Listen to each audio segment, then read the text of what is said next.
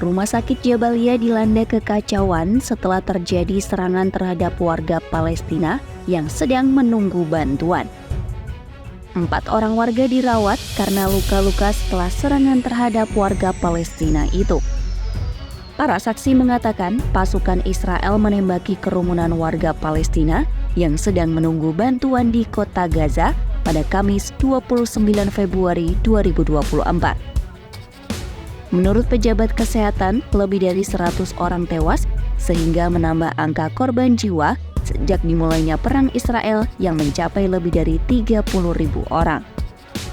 Semula para pejabat rumah sakit melaporkan adanya serangan terhadap kerumunan massa. Namun para saksi kemudian mengatakan pasukan Israel melepaskan tembakan saat sejumlah orang menurunkan tepung dan barang-barang kaleng dari truk. Para pejabat Israel mengakui pasukannya melepaskan tembakan dan mengatakan mereka melakukannya setelah kerumunan orang yang mendekat dengan cara yang mengancam.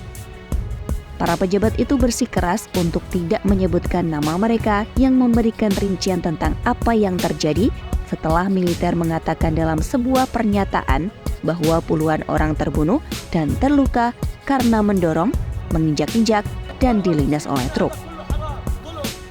Kota Gaza dan daerah sekitarnya di bagian utara merupakan target pertama serangan udara, laut, dan darat bagi Israel yang diluncurkan sebagai tanggapan atas serangan Hamas pada 7 Oktober tahun lalu. Daerah itu telah mengalami kekacauan yang meluas dan mayoritas wilayah terisolasi selama konflik. Juru bicara Kementerian Kesehatan Ashraf Al-Qidra mengatakan sedikitnya 104 tewas dan sekitar 76 orang terluka usai Israel serang kerumunan warga yang menunggu bantuan. Mereka menggambarkannya sebagai pembantaian.